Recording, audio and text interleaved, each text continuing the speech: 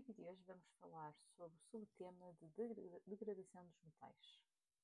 Para isso, temos que falar no conceito de oxidação, portanto, é uma consequência das baixas energias de ionização, portanto, isso vocês podem reter ou recordar no vídeo, primeiro ou segundo vídeo sobre aqui do canal, sobre esta parte. E, de facto, os metais têm tendência a formar com muita facilidade íons positivos. Portanto, essa é uma razão para o facto de eles se oxidarem com tanta facilidade. A maioria dos metais de transição apresenta também vários estados de oxidação e formam íons positivos de carga positiva. Esta variedade vai resultar da perda de eletrões, que nós também já recordamos isso no vídeo anterior, de orbitais de valência D e S e cujas energias acabam por estar relativamente próximas. Recordo também aqui algo que vocês já trabalharam e bem no 11º ano, que são as regras para a determinação dos números de oxidação.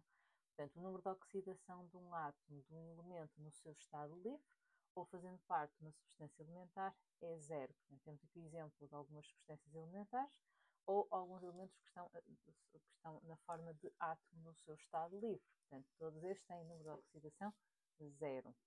Depois, estivemos a falar de íons monoatómicos, então significa que o seu número de oxidação é precisamente igual à carga. Portanto, temos aqui, por exemplo, o ferro 3+, o número de oxidação é 3+. O cloro menos, então é o número de oxidação -1.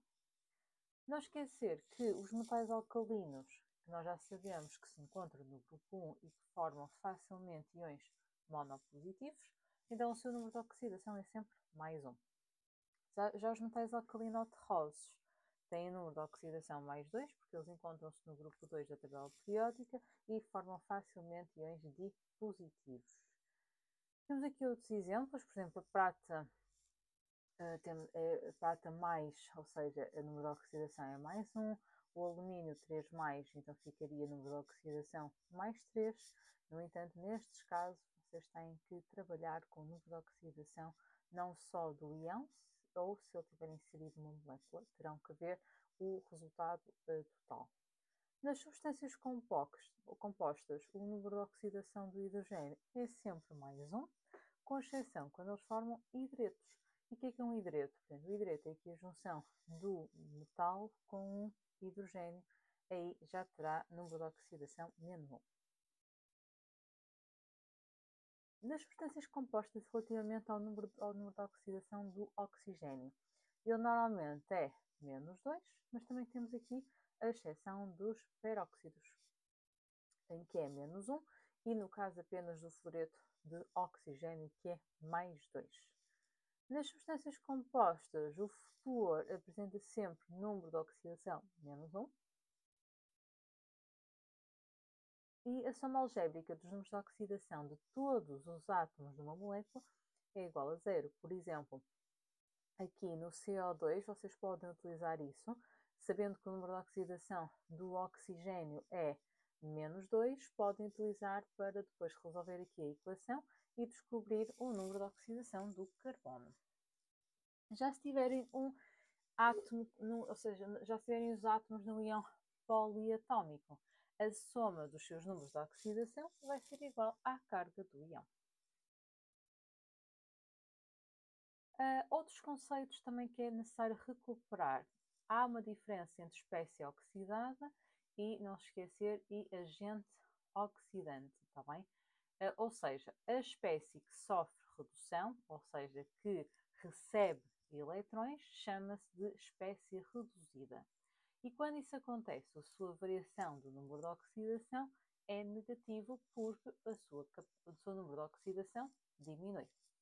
No entanto, se esta é a espécie reduzida, é porque ele é responsável por provocar a oxidação de outro elemento. E isso, portanto, faz com que ele seja chamado de agente oxidante. Depois, a espécie que sofre oxidação é a espécie que vai ceder eletrões, ou seja, vai perder eletrões, chama-se de espécie oxidada.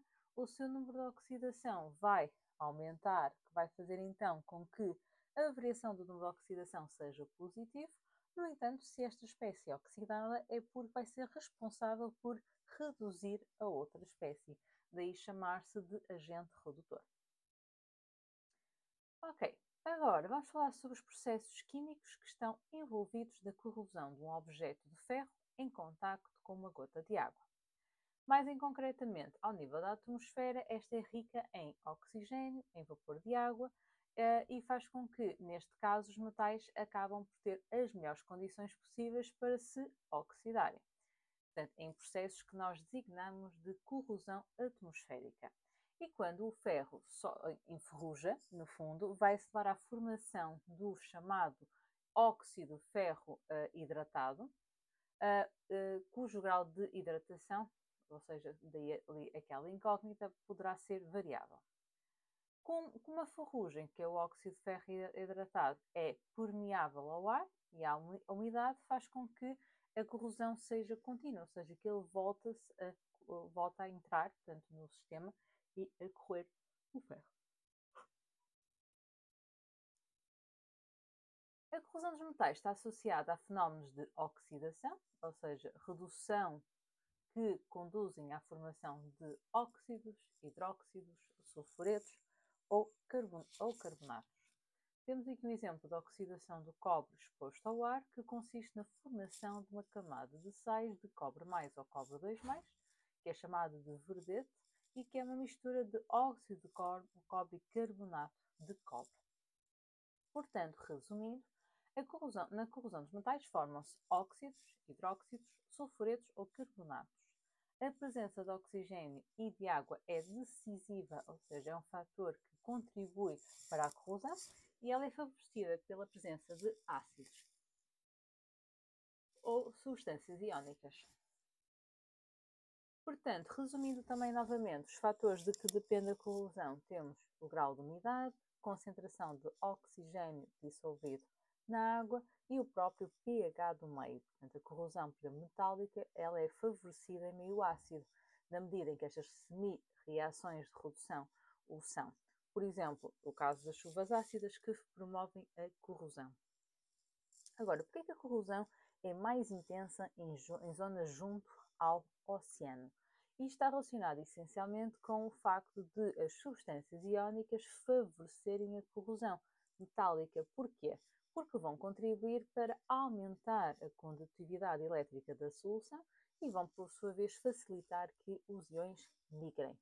A presença dos íons de cloreto no ar úmido vai facilitar, então, a corrosão, com a formação de compostos com os íons metálicos, ou seja, formam-se íons complexos muito solúveis com ferro. Terminamos então o vídeo daqui. Espero que este pequeno resumo tenha sido útil e vamos continuar já no próximo vídeo.